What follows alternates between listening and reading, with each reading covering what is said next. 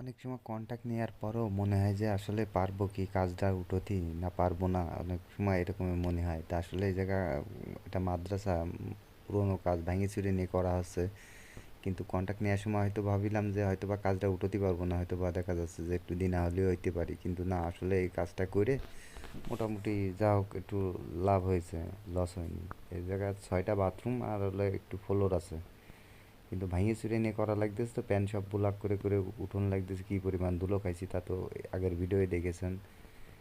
তারপরও ভাবিছি যে হয়তো বা দিন আয়ে যাবো, কিন্তু না, অবশেষে যা মোটামুটি একটু লাভ হয়েছে। 2 দিন লাগিয়েছে আমার, ওই 350 ফিট মতন কাজ।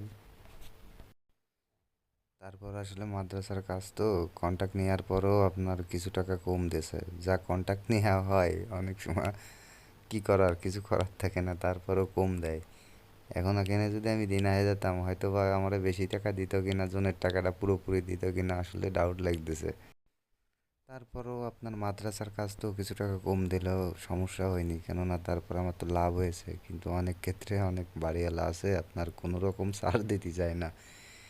ছাড় দিয়ে আসলে মিস্ত্রির ক্ষেত্রে উচিত, কেননা এরা তো গায়ে খেটে কাজ করে, না পারলেই তখন একটু দিন আয়ে